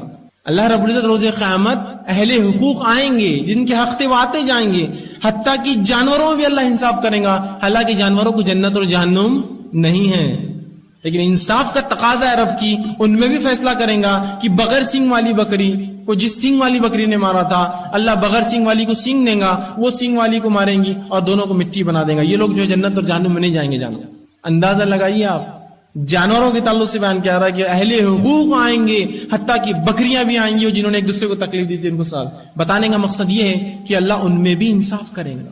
تو اندازہ لگائیے اگر میں لوگوں کو گالی دی ہوں گی زمینات ماری ہوں گی، کھیتیاں لوٹی ہوں گی، پیسہ لے کر دبا دیا ہوں گا، لوٹ مار اور لوٹ کھسوٹ کی ہوں گی، جھوٹ بول کر چھینا ہوں گا، دھوکہ دیا ہوں گا، گالی دی ہوں گی، غیبت کیا ہوں گا، اس کے پیچھے بد کلامی کی ہوں گی، اور پتہ نہیں کیا کیا حق مارتے ہیں. میں اپنے رب کو کیا جواب دوں گا؟ یہاں تو بکریوں کے ساتھ اللہ رب العزت اپنی انصاف کو ایسا رکھ رہا ہے، سینگ والی کو بغیر سینگ سے انصاف دلائیں گے، یا بغیر سینگ والے کو سینگ والی سے. حقوق العباد بڑی اہمیت کے حامل ہے. آئیے نسائی کی اور ایک روایت سن لیں. اس حدیث کو آپ اگر تھوڑا سمجھ جائے تو انشاءاللہ العزیز ہماری زندگی میں تبدیلی کے لیے کافی ہے. صرف اس حدیث کے جو ہے اس کے متن کو آپ سنیے، اللہ کے رسول کیا فرما رہے اس حدیث میں. نسائی اور طبرانی کی روایت ہے، عبداللہ ابن جہش رضی اللہ عنہ فرماتے ہیں کہ اللہ کے رسول صلی اللہ علیہ وسلم نے فرمایا، خصم ہے اس ذات کی جس کے ہاتھ میں محمد کی جان ہے صلی اللہ علیہ وسلم. خصم ہے اس ذات کی جس کے ہاتھ میں میری جان ہے. اور یاد رکھیے جب بھی اللہ کے رسول خصم کھاتے ہیں بہت اہم بات کہتے ہیں، اس کے بعد فوراً اس کو بغور سننا چاہیے. تو کہا خصم ہے اس ذات کی جس کے ہاتھ میں محمد صلی اللہ علیہ وسلم کی جان ہے. اگر ایک انسان شہید ہو جائے، پھر زندہ کیا جائے، پھر شہید ہو جائے، پھر زندہ کیا جائے، پھر شہید ہو جائے، پھر زندہ کیا جائے، 3 بار فرمایا. شہادت کیا ہوتی ذرا وہ بتا دو تو بات اور واضح ہو جائیں گی آپ کے سامنے. شہادت یہ سب سے اونچا درجہ اور معیار ہے قربانی کا. اس سے اونچی اور کوئی قربانی دنیا میں نہیں ہوتی ہے، اس لیے کہ انسان اپنی جان دیتا ہے اس میں. شہادت دنیا کے اندر سب سے عظیم قربانی جو انسان اللہ کی راہ میں دے سکتا ہے، اپنی جان. مال دے سکتا ہے، اولاد تو کوئی بھی دے سکتا ہے، لیکن اپنی جان، اس کو کہتے ہیں شہادت. اور اللہ کے رسول فرماتے ہیں شہید کے خون کا قطرہ زمین، مطلب جس وقت اگر وہ مر جائے اس وقت وہ اس کے خون کا قطرہ زمین پہ گرنے سے پہلے اللہ اس کی روح کو قبض کر کے سبز رنگ کے پرندوں میں ڈال دیتا ہے، اور وہ جو ہے جنت میں چھوڑ دیتا ہے، اور وہ جنت میں گھومتے پھرتے اور چرتے ہیں، اور اللہ کے عرش کے نیچے ان کے گھونسلے ہوتے ہیں. یہ شہید کا مقام ہے، یہ اس کا درجہ ہے. اس کے درجے تک یاد رکھیے بہت کم اعمال ہے جو اس درجے تک پہنچتے ہیں، اس کو شہادت کہتے ہیں. کیا کہہ رہے ہیں؟ شہید ہو جائے پھر زندہ ہو جائے، پھر شہید ہو جائے پھر زندہ ہو جائے، پھر شہید ہو جائے پھر زندہ ہو جائے. آئیے اور شہادت کیا ایک اور واقعہ سنا تو رسول اللہ کا. آپ صلی اللہ علیہ وسلم فرماتے ہیں قیامت میں جب جنتی جنت میں چلے جائیں گے، جہنم میں چلے جائیں گے، تو اللہ جنت سے ایک شخص کو بلائیں گا جو کہ شہید ہوں گا، اور کہیں گا اے میرے بندے کیسی رہی میری جنت؟ وہ کہیں گے اللہ بس سب کچھ جنت، سب کچھ. کیا چاہیے بول، بتائیں اللہ بس ہو گیا ہے سب کچھ. کہیں گے نہیں کیا چاہیے بول. بندہ کہیں اللہ بس ہو گیا، بس جنت مل گئی. کہیں اللہ کہیں گے بول. تو بندہ جب سمجھ جائیں گے اللہ بغیر بولے کہ نہیں رکنے والا، اللہ کو بولنا ہی، اللہ چاہ رہا ہے بولو کچھ. تو کہیں گے اللہ مجھے پھر زندہ کیا جائے، پھر تیری راہ میں شہید ہوں. اللہ کہیں گے نہیں ہو سکتا، واپس چل جاؤ تم جنت میں. مطلب اگر جنت میں جانے کے بعد مومن کوئی خواہش کرے گا تو وہ ایک خواہش ہے، جو شہید ہوگا وہ کرے گا پھر زندہ کیا جو مارا جاؤں. شہادت عظیم درجہ ہے. اس کے بارے میں فرما رہے کوئی شہید ہو جائے پھر زندہ کیا جائے، پھر شہید ہو جائے پھر زندہ کیا جائے، پھر شہید ہو جائے پھر زندہ کیا جائے، لیکن جب تک جنت میں نہیں جائیں گا جب تک اس پر کوئی قرض باقی رہے گا. سبحان اللہ. شہید ہو جائے پھر زندہ کیا جائے، پھر شہید ہو جائے پھر زندہ کیا جائے، پھر مر جائے اللہ کی راہ میں، لیکن جنت تب تک نہیں پائیں گا جب تک قرض اس پر باقی ہے. بندوں کے حق کو ہم نے تو یہی سمجھا اللہ کی راہ میں جا کے جہاد کروں گا اور مر جاؤں گا. آپ کو کیا لگ رہا ہے دوسروں کے حق مار کے اللہ آپ کو کیا نصیب کریں گا ایسی موت بھی شہادت کی؟ اور کیا واقعی میں ایسے شہیدوں کی اللہ سبحانہ تعالیٰ شہادت قبول کریں گے؟ کیا فرما رہے ہیں آپ؟ 3 مرتبہ دہرایا کہ زندہ کر دیا جائے اور پھر مر جائے اور پھر شہید ہو جائے پھر زندہ ہو. جنت میں تو نہیں جائیں گا جب تک کہ اس کا قرض ادا نہ کیا جائے. حدیث بندوں کے حق بتا رہی ہے. شہادت سے بڑی اور کوئی قربانی نہیں ہو سکتی. وہ بھی قبول نہیں اللہ کو. اس عورت کی نماز روزہ حج بھی قبول نہیں تھا اللہ کو. اس انسان کا جو نماز اور حجوں کے ڈھیر لے کر آیا تھا اس کو مفلس بنا دیا اللہ نے. بندوں کے حق بڑی اہمیت کی حامل ہے، بڑی اہمیت کی حامل ہے. ان حقوق کو آسان مت سمجھیے. اب بندوں کے حقوق میں چند باتیں رکھوں گا اس لیے کہ وقت زیادہ نہیں ہے. جہاں ہم سے کوتاہیاں اور غلطیاں ہوتی ہے اگر اس کی اصلاح ہم کرنا شروع کر دے تو انشاءاللہ عزیز ایک نیک اور صالح معاشرہ، ایک بہت اچھا ایک معاشرہ بنے گا مسلمانوں کا، جو ایک دوسرے کی حق ادا کرتا ہے. جہاں رب کی بھی حق ادا کرتا ہے وہیں بندوں کی بھی حق ادا کرتا ہے. آئیے سب سے پہلی چیز ظلم اور زیادتی. ظلم اور زیادتی ہمارے آج کی تہذیب کی فیشن پرستی جس کو کہیں گے وہ ایک عام چیز ہے، فیشن بنا لیا ہے لوگوں نے. ظلم اور زیادتی، ظلم اور زیادتی کے خلاف اسلام نے جو بات کی ہے یاد رکھیے. ایسی باتیں بیان کی بلکہ اسلام جب آیا تھا دنیا ظلم میں ڈوبی تھی. اسلام نے دنیا کو ظلم سے باہر نکالا، اور وہی امت جو اپنے آپ کو مسلمان کہتی، اسلام کا حامل کہتی، اور وہی آج لوگوں کی حق ماری ان پر ظلم کر رہی. پہلی چیز ظلم. آئیے ظلم کی چند مثالیں لے لیں. اس لیے کہ یہ بندوں کی حق تلفی ہے، اس میں بندوں کے حق مارے جاتے ہیں. اور ظلم کے تعلق سے میں سمجھتا ہوں آپ سب جانتے یہ حرام ہے. آئیے اللہ کے رسول سے اللہ رب العزت قرآن فرماتا ہے وَمَن يَظْلِم مِّنكُمْ نُذِقْهُ عَذَابًا كَبِيرًا. اللہ فرماتا ہے قرآن میں جو شخص دوسرے پر ظلم کرے گا اللہ اس کو دردناک عذاب چکائیں گا روز قیامت. ظلم کسے کہتے پہلے جان لے. ظلم عربی زبان میں اس چیز کو کہتے ہیں کہ اگر کوئی چیز ہو جس کا یہاں رہنا حق ہے، جس کا یہاں رہنا حق ہے، اگر اس کو اٹھا کے میں یہاں رکھ دوں تو یہ اس پر ظلم ہے. کوئی چیز جس کا ایک مخصوص مقام پہ رہنا حق ہے، وہاں ضرورت ہے، وہاں حق ہے اس کو اٹھا کے دوسری جگہ رکھ دوں گی، اس کو کہیں گے ظلم. ایک آدمی ہے جو اس پوسٹ کے لائق ہے اور اگر میں نے اس کا حق اس کو ہٹا کر اپنے کو لا دیا یہ میں نے ظلم کیا کہ تو وہ اس کی جگہ تھی. تو ایک چیز جس کا جہاں حق ہو اس کو اٹھا کر دوسری جگہ رکھ دینا اس کو عربی زبان میں ظلم کہتے ہیں. مطلب کسی کا حق ہو نہ دیتے ہوئے دوسرا کچھ کر دینا، دوسروں کو دے دینا، اس کو ظلم کہتے ہیں. آج ظلم اور ستم جو ہے ہم اتنا عام کر چکے ہیں کہ اللہ فرماتا ہے قرآن میں اس کا دردناک عذاب ہے. اسی طرح آپ صلی اللہ علیہ وسلم فرماتے ہیں، اللہ رب العزت قرآن میں فرماتا ہے، حدیث قدسی ہے، اور آپ صلی اللہ علیہ وسلم فرمایا یا عبادی انی حرمت ظلم علی نفسی، کہ تمہارا رب کہتا ہے میرے بندو میں نے ظلم کو اپنی نفس پہ حرام کیا ہے. اللہ ظلم نہیں کرتا، یاد رکھیے. اللہ کہہ رہا ہے بندو میں نے ظلم کو اپنی نفس پہ حرام کیا ہے. آگے اللہ کے فرماتے ہیں وَجَعَلْتَهُ بَيْنَكُمْ حَرَامًا فَلَا تَظَالَمُوا، اور میں نے آپس میں تمہارے اوپر بھی ظلم کو حرام قرار دیا ہے. آپس میں ظلم نہ کرنا، آپس میں ظلم اور زیادتی نہ کرنا. ظلم اس لیے کہ بندوں کے حق میں سب سے بڑا آج جو کام کر رہے ہیں جو غلط ہو رہا ہے وہ لوگوں پہ ہم ظلم کر رہے ہیں اور ہم کو پتا بھی نہیں ہم کیسے کر رہے ہیں. آئیے اللہ کے رسول صلی اللہ علیہ وسلم فرماتے ہیں ظلم کے تعلق سے بالخصوص ہم زمینوں کو عام سمجھتے کسی کی لوٹنا ہے نا. خالی پلاٹ بازو دکھا کیس کر دو اپنے نام پہ ہو جائے گا. خالی زمین کسی کی تھی مار لو. وارث ہے وارثوں کا حق چرا لو ہے نا. کھیتی باڑی ہے تو دھیرے دھیرے اپنی لائن کو آگے بڑھاتے دوسروں کھیتوں میں گھس جاؤ. ہم زمین کو عام سمجھتے ہیں. سن لیجیے زمین کے بارے میں رسول اللہ کیا فرماتے ہیں. فرمایا کہ اور جو ایک بالشت بھی کسی کی زمین پر ظلم کرے گا، بالشت سمجھتے اس کو کہتے ہیں بالشت، ہاتھ کھول لی بالش بن جاتی ہے. جو شخص کسی کی ایک بالشت زمین مارے گا، ٹھیک، یہاں ایکڑ کی بات نہیں کر رہا ہوں، اسکوائر فٹ کی بات نہیں کر رہا ہوں، بالشت 9 انچ کے قریب ہوتا ہے ایک بالش. جو شخص کسی ایک شخص کی کسی ظلم کرے گا زمین پر ایک بالش، اللہ اس کو روز قیامت رسول اللہ فرماتے ہیں کہ رسول اللہ فرماتے ہیں ومن ظلم قید شبر فطوق اللہ من 7 ارضین، جو شخص ایک بالش کسی کی زمین مارے گا اللہ روز قیامت اس کے گلے میں 7 زمینوں کا توق ڈالیں گا. 7 زمینوں کے وزن کے برابر اس کے گلے میں ایک پھانسی جو ایک پھندا ڈالا جائے گا. زمین کا وزن کیا ہو سکتا ہے آپ اندازہ لگا سکتے؟ اور 7 زمین 7 ارضین 7 زمین کیا وزن ہوگا ان کا اندازہ لگا سکتے؟ وہ اندازہ دور. اگر میں ایک بالش زمین کو اگر تھوڑا 2-5 فٹ کھود لوں اس کی مٹی جمع کرے کہوں اپنے سر پہ اٹھا کر چلو تو ایک قدم چلنا ناممکن ہے. بتاتا ہوں ایک قدم چلنا ناممکن ہے. اگر ایک بالش زمین کو تھوڑا کھود دوں 4 فٹ اور ایک تھیلا بنا دوں بھائی یہ لے جائیے آپ، ممکن نہیں کہ آپ قدم بھی چل سکے، پیر لڑکڑا جائیں گے، ہڈیاں ٹوٹ جائیں گے. اب تو کیسے ہم نے اپنے نفسوں کو تیار کیا 7 زمین لٹکانے کے لیے اپنے گھروں میں. زمینیں مار رہے ہیں، جائیدادیں لوٹ رہے ہیں، خالی جگہ دی کی قبضہ کر لو، لگا دو اپنے تمبو، اس پہ گاڑ دو اپنے جو ہے اس کے اوپر بورڈز اور لگا دو اپنے نام سے، دیکھیں گے پھر کیس ہوگا. دنیا میں ہو سکتا ہے آپ یہ چیز مار لے، ہو سکتا ہے بڑے چتر اور چالاک بھی کہلائے بھائی کیا زبردست آدمی کیا زمینیں لوٹتا ہے کیا کرتا ہے. روز قیامت کیا کرو گے؟ ایک بالش کے بدلے 7 زمینیں ہوں گی. مذاق لگتا ہے 7 زمین آپ کو؟ 10-20 کلو کا بھی اٹھا لیجیے ایک تھیلا، پتہ چل جائے گا 7 زمینیں کس کا وزن ہوگا. آئیے اسی طرح ظلم کے تعلق سے اللہ کے رسول صلی اللہ علیہ وسلم فرماتے ہیں اور کہتے ہیں، اللہ کے رسول مظلوم کے تعلق سے فرماتے ہیں کہ ظلم مت کرو، اس لیے کہ مظلوم جس پر ظلم ہوتا ہے اس کو مظلوم کہتے ہیں عربی زبان میں. اس کی دعا اللہ سنتا ہے. رسول اللہ فرماتے ہیں واتقی دعوت المظلوم، مظلوم کی بد دعا سے بچو. مطلب کیا ہے؟ ظلم مت کرو. ظلم کرو گے تو بد دعا دے گا وہ آدمی. مظلوم کی بد دعا سے بچو، اس لیے کہ اللہ کے رسول فرماتے ہیں فَإِنَّهُ لَيْسَ بَيْنَهَا وَبَيْنَ اللَّهِ حِجَابٌ، اس لیے کہ اس کے اور اللہ کے بیچ میں کوئی آڑ نہیں رہتی، سیدھا اس کی بات عرش تک پہنچ جاتی ہے ایک آواز میں. تو مظلوم کی بد دعا سے بچو، مطلب ظلم مت کرو اے مسلمانوں. اس لیے کہ جس پہ تم ظلم کرو گے اس کی بد دعا ایسی آسمان پہ عرش پہ جائیں گی کہ اس کے اور اللہ کے بیچ میں کوئی آڑ حجاب نہیں ہوتا ہے.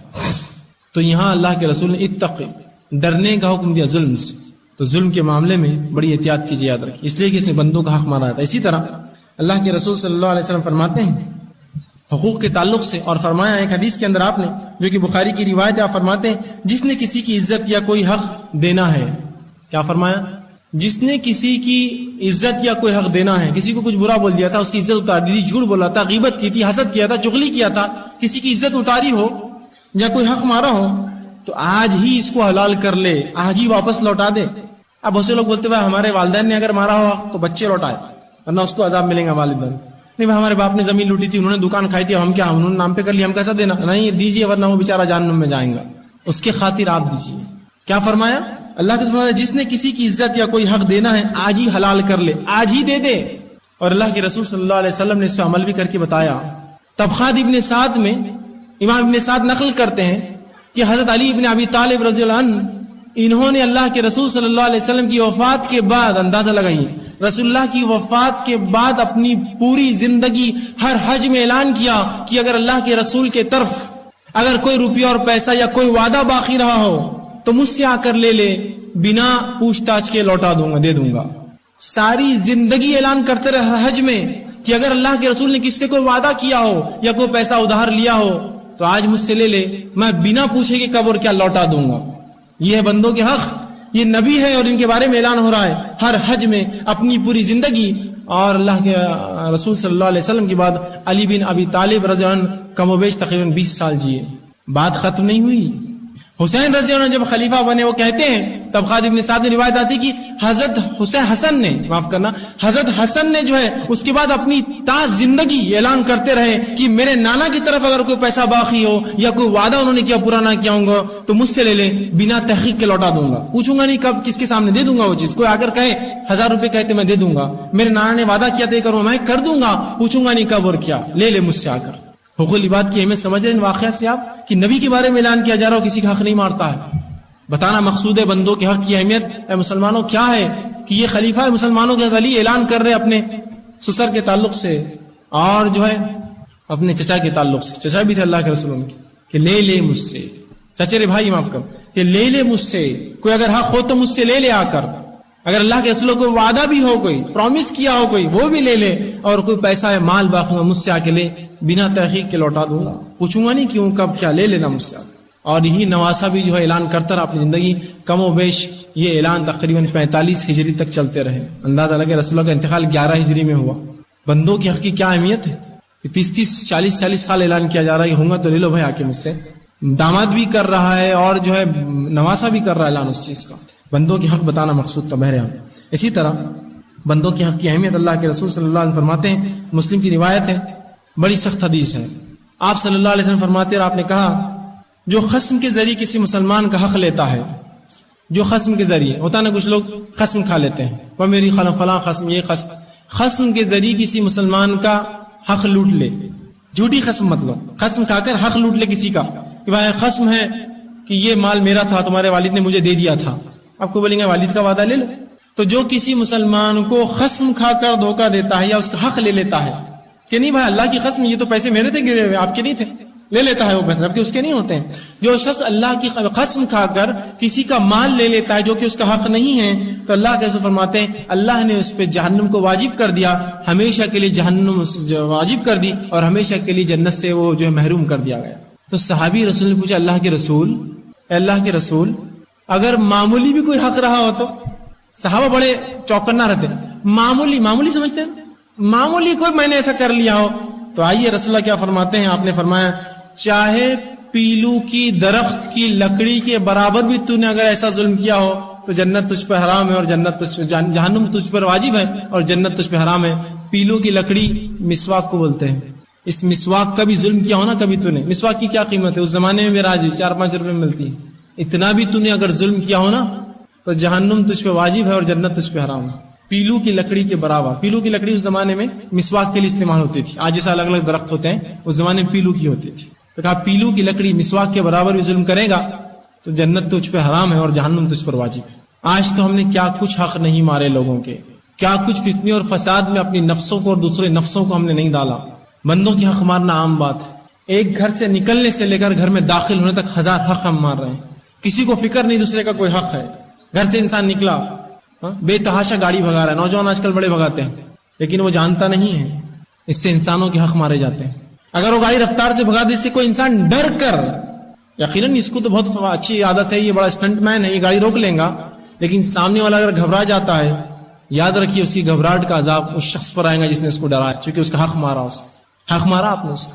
کسی خاتون کی بازو سے تیز گاڑی لے کر نکل گئے ہو تم، جس سے وہ گر گئی، تم تو چلے گئے ہنستے ہوئے، یاد رکھو اس کے زخم جب تک نہیں بھریں گے، اس کی ہر سس کی، ہر آہٹ، ہر خون کا بدلہ تمہیں دینا ہے قیامت کے روز۔ اور قیامت کے دن سب سے پہلا حساب جس چیز کا بندوں کے حق میں ہوگا، اللہ کے رسول فرماتے ہیں، وہ خون کا ہونے والا ہے۔ تم نے غلط گاڑی چلائی جس سے کسی کا خون بہا، تم کو کس نے حق دیا تھا گاڑی چلانے کا؟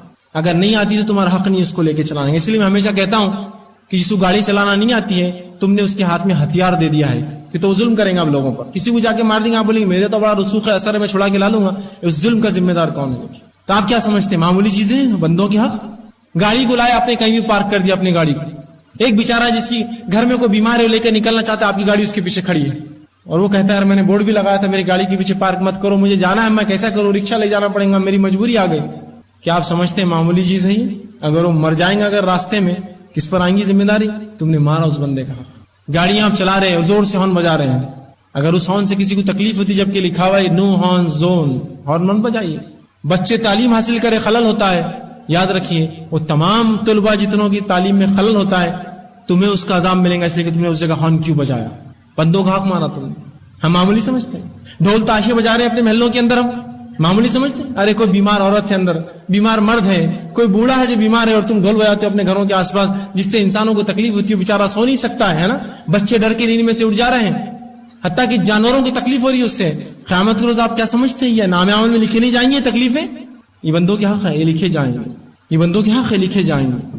تو ایک انسان جب مومن نکلتا ہے تو وہ سنجیدہ انسان ہوتا ہے اپنے آپ میں، وہ دوسروں کے حق، ان کی اہمیت کو جانتا ہے، لہٰذا بہت سے کاموں سے وہ اجتناب کرتا ہے جو کر بھی سکتا نہیں کریں گے، اس لیے کہ بندوں کے حق مارے جاتے ہیں اس کے اندر۔ اگر میں کوئی گاڑی غلط کر دوں گا، کوئی میری لکڑی گھر کا کنسٹرکشن میں سامان راستے پہ آ جائے گا جس سے اگر ایک انسان گر گیا تو میرا گھر تو ایک طرف ہے یار، وہ نقصان میں کیسے بھرپائی کروں گا؟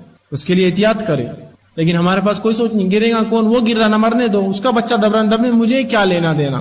اگر ایسا ہم کریں گے تو ہماری عبادتیں، ہماری ریاضتیں، ہمارے صدقے اور خیرات، یاد رکھے روز قیامت ہم کو بالکل نہیں بچا سکتے، یاد رکھیے۔ آئیے اسی طرح اللہ کے رسول صلی اللہ علیہ وسلم مسلمانوں کی عزت، ان کے احترام کے تعلق سے فرماتے اور کہتے ہیں کہ مومن دین میں بڑھتا رہتا ہے حتیٰ کہ جب تک کہ وہ ناجائز قتل نہ کر دے۔ ایک مسلمان دین میں بڑھتا رہتا ہے، خوب اچھے اعمال کرتا ہے، اللہ کے نزدیک اس کا مقام اونچا ہوتا ہے، حتیٰ کہ وہ جب تک کسی کا قتل نہیں کر دیتا، اس کے نام اعمال رک جاتا ہے، پھر کہ تو اس نے حق مارا انسان کا، پھر اس کے نام اعمال رک جاتا ہے اس کے اعمال۔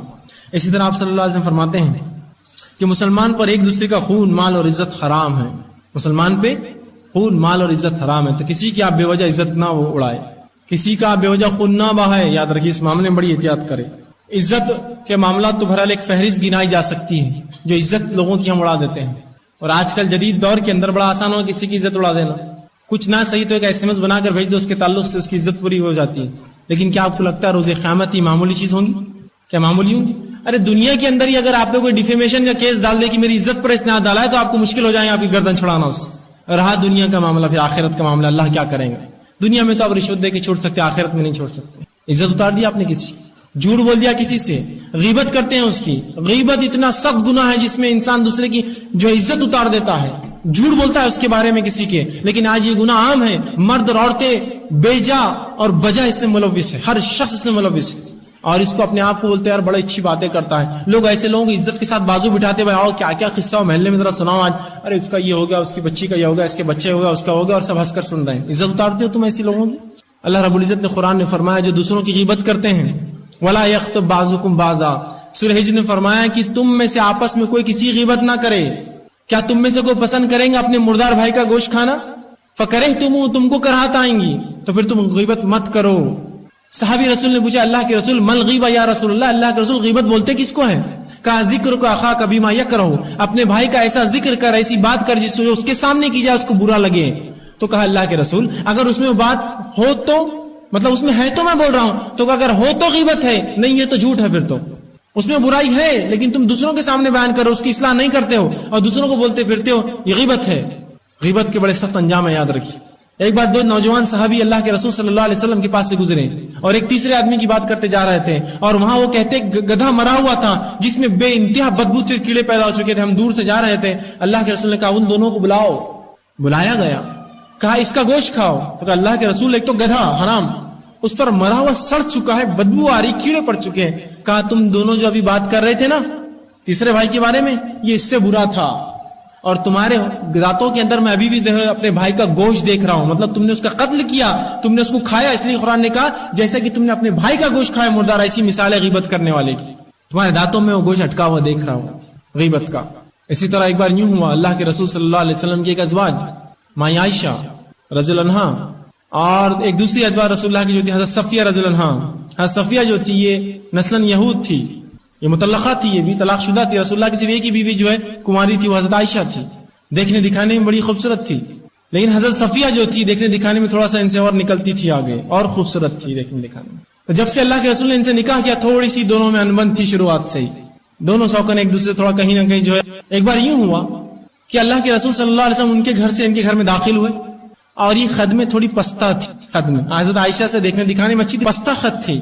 تو ایک بار اللہ کے رسول آئے تو انہوں نے کہا کتنا اس سے محبت ہے، پتہ نہیں لمبی ہوتی تو کیا کیا کرتے تھے اس کے لیے، مطلب اس کا خد کم ہے، صفیہ کا تو اتنی محبت ہے تم کو، اس سے پتہ نہیں لمبی ہو جاتی تو کیا کرتے تھے اس بیوی کے ساتھ تم۔ تو اللہ کے رسول صلی اللہ علیہ وسلم فرماتے ہیں عائشہ تیری اس بات کو اگر سمندر کے پانی میں گھلا دیا جائے تو اس کو کڑوا اور خراب کرنے کے لیے کافی ہے۔ تو نے گڈھا کہا نا اس کے سامنے برا لگتا ہے اس کو، یہ غیبت ہے اس کی، تو کہا اگر تیری یہ بات اگر سمندر کے پانی ملا دیا جائے اس کے خراب کرنے کے لیے اور اس کو کڑوا کرنے کے لیے کافی ہے۔ غیبت کی تھی نا، حق مارا تھا اپنی ایک بہن کا، حقوق العباد میں حرف آیا تھا، یہ سختیاں اس چیز کی۔ لیکن آج ہمارے پاس کسی کی عزت اتارنا، جھوٹ بولنے والوں کو چتر انسان سمجھتے ہیں لوگ۔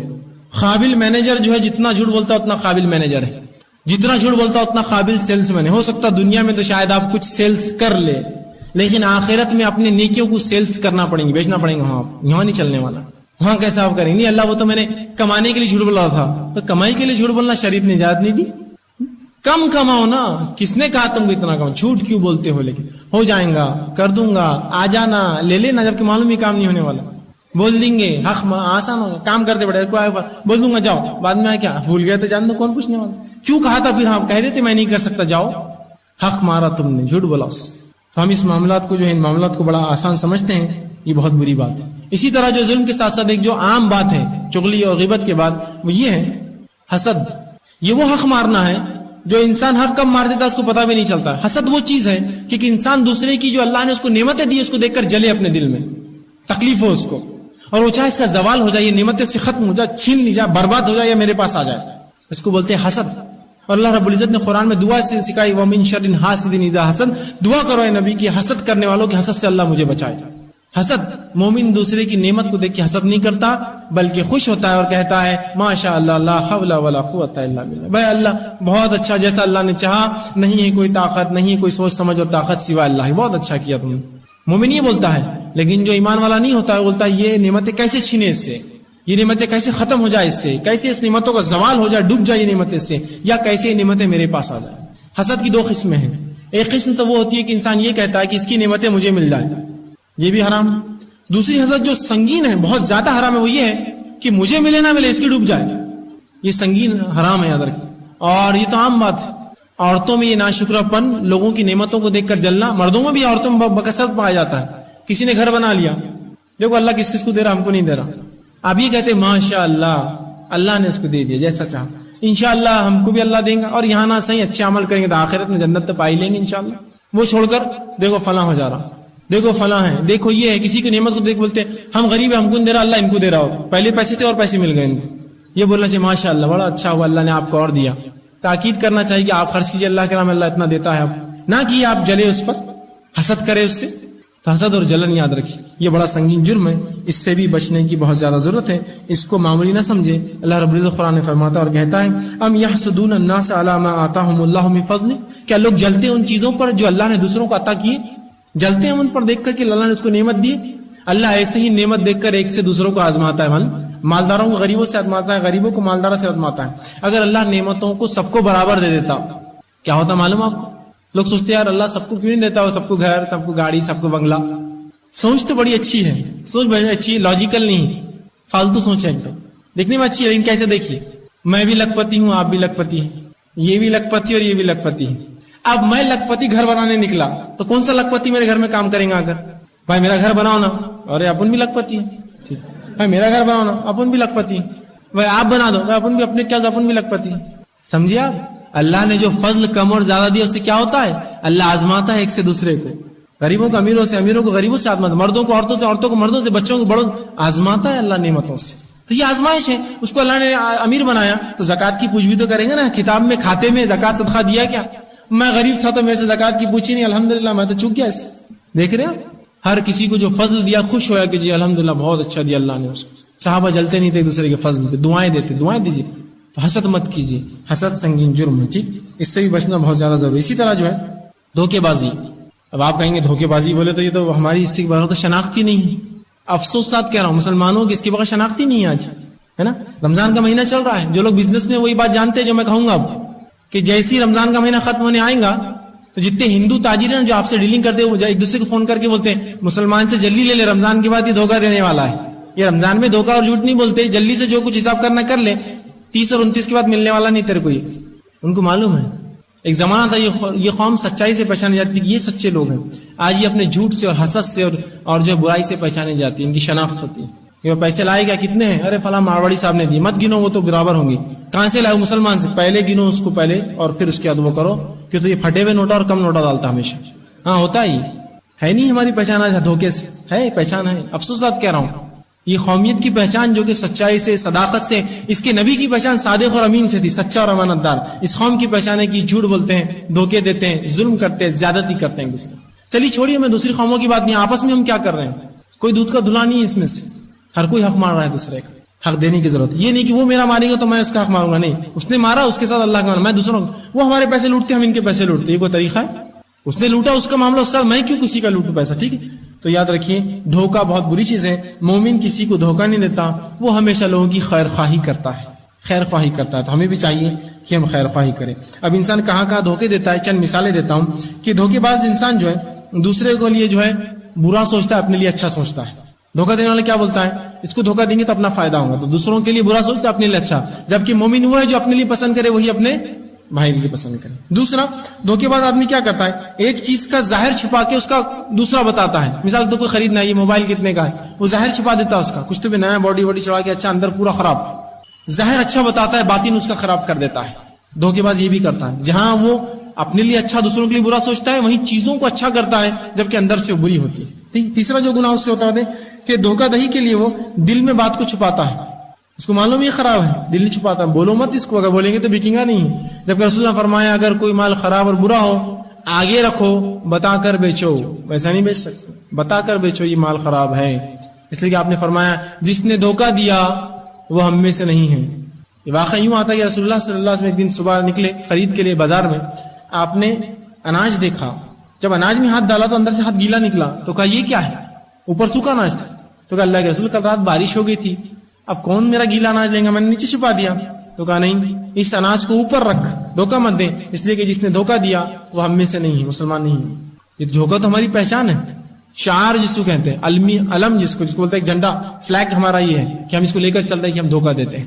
جب یہ کہا کہ جو دھوکہ دے وہ ہم میں سے نہیں ہے، وہ مسلمان نہیں. یاد رکھیے دھوکہ مت دیجیے کسی سے. ٹھیک ہے. اسی طرح جو ہے مخالف کے مال، بیوی، اولاد، خادم اور دوستوں کی چغل خوری کرتا ہے. دھوکہ دینا ہے نا، جھوٹ بولتا ہے ان کے بارے میں. ٹھیک ہے. اسی طرح جو ہے جان و مال کی حفاظت اور راز چھپانے کا وعدہ کرتا ہے اور راز نہیں چھپاتا ہے. یہ بھی دھوکہ ہے. یہ بولتا ہے میں تمہاری جان بچاؤں گا، وقت پہ میرے کو آواز دینا، میں تمہارے مال کو کروں گا، لیکن آخر میں کیا کرتا ہے؟ دھوکہ دے دیتا ہے. تو یہ ایسی جگہ ہے جہاں انسان جو ہے دھوکہ دیتا ہے. اسی طرح اللہ کے رسول صلی اللہ علیہ وسلم بخاری مسلم متفقہ علیہ روایت ہے دھوکے کے تعلق سے. آپ صلی اللہ علیہ وسلم بلکہ ابو داؤد کی روایت ہے، یہ حسن روایت ہے. آپ صلی اللہ علیہ وسلم فرماتے ہیں کہ جو کسی کی بیوی یا غلام کو جو ہے بہکائے، ٹھیک ہے، وہ ہم میں سے نہیں ہے. یہ بھی دھوکہ ہے. اب بولیں یہ کیسا؟ بہت سے لوگ ہوتے چلو اس کے پاس جائیں گے، کیسا؟ اس کی بیوی کو بہکا دیں گے، جھگڑا شروع ہو جائیں گے خاوند کے خلاف. یا کسی غلام کو جا کے بولیں گے کتنی تنخواہ ملتی تم کو یہاں؟ ادھر تو 5 دیتے، تم کو 4 ہی ملتی ہے، اور چلا گیا اٹھ کے. بہکایا اس نے اس کے غلام کو، اس لیے کہ یہاں سے نوکر چھوڑ کے چل جائیں گا پھر نوکری. جس نے کسی کی بیوی اور غلام کو بہکایا وہ ہم میں سے نہیں ہے. پھر اپنے مالک کے خلاف، اپنے شوہر کے خلاف کیا اس کو بہکا کر، وہ ہم میں سے نہیں ہے. لیکن آج ہم دیکھتے ہیں دھوکہ ہم آتے ہیں. دھوکے دینے والے کے تعلق سے اللہ قرآن نے فرماتا ہے کہ دھوکہ دینے والا خود اپنے دھوکے میں پھنستا ہے. اللہ رب العزت فرماتا ہے فمن نکث فانما نکث علی نفسی، اور جو وعدہ بیعت توڑ دے اس کا وبال اسی کے اوپر ہے.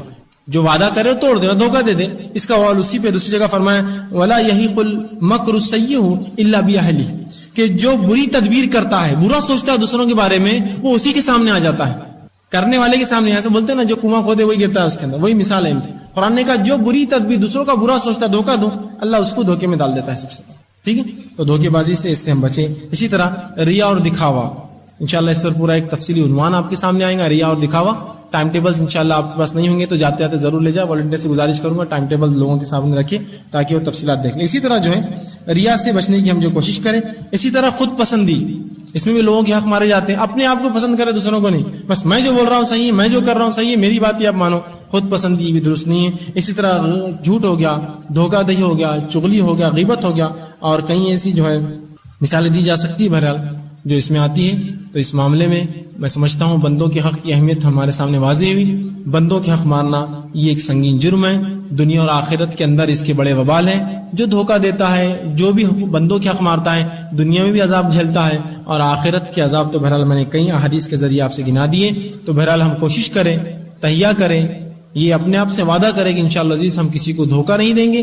اگر دھوکہ دیا ہو تو انشاءاللہ عزیز اس کو لوٹانے کی کوشش کریں گے. کوئی مال یا کچھ لیا ہوگا تو واپس دے دیں گے. غیبت چغلی کی ہوں گے تو اس سے جا کر معافی مانگ لیں گے اور اس معاملے کو ختم کریں گے. ورنہ اگر ہم نے حلال دنیا میں نہیں کر لیا, یہ چیز بدلہ نہیں لے لیا, تو آخرت میں یاد رکھیے اس کا بڑا سخت عذاب ہونے والا ہے. اسی کے تعلق سے ایک روایت آتی ہے کہ ایک بار عمر بن خطاب رضی اللہ عنہ نے جو ہے ابوبکر کو کچھ کہہ دیا. ابوبکر صدیق کچھ کہہ دیا, یہ بھی حق ماننا ہے جو کہ ان کا حق نہیں تھا. ابوبکر اس لائق نہیں تھے کہ انہیں کچھ کہے, کوئی کہہ دیا. ابوبکر صدیق خاموش رہے. عمر بن خطاب کا احساس ہوا, اور اللہ کے رسول تک جب لوگوں نے بات پہنچائی تو اللہ کے رسول نے کہا کہ تم ابوبکر کیوں کچھ کہتے ہو؟ یہ وہ تھا جب دنیا نے میرا انکار کیا, اس نے میرا اقرار کیا, میری تصدیق کی, کیوں تم اس کو کہتے ہو کچھ؟ مطلب پلٹا کے مجھے بول دو تم الگ. اللہ کے رسول نے کہا ابوبکر واپس نہ کرنا, معاف کر دے سو کرنا, لیکن واپس مت بولنا عمر کو کچھ. صحابہ اتنا ڈرتے تھے کہ مجھ سے غلط ہو گیا, ابوبکر کچھ بول دیا میں نے غلط, رو رہے کہ معاف کر دو مجھے کہ مجھ سے غلطی ہوئی اس چیز. تو بندوں کی حق لیے ہو تو لوٹا دے, عزت اتاری ہو جا کر معافی مانگ لے. جس کے سامنے کچھ برا کہا اسے کہہ دے کہ میں نے غلط کہا تھا, بھائی وہ آدمی ایسا نہیں ہے. وعدے کیے ہو تو پورے کر دے, وعدہ کر رکھا اور اگر معلوم ہے نہیں ہوں گا تو بتا دے فون کر کے کہ میں مجھ سے نہیں ہوں گا, میں کوشش ضرور کروں گا آپ کو کرنے کی.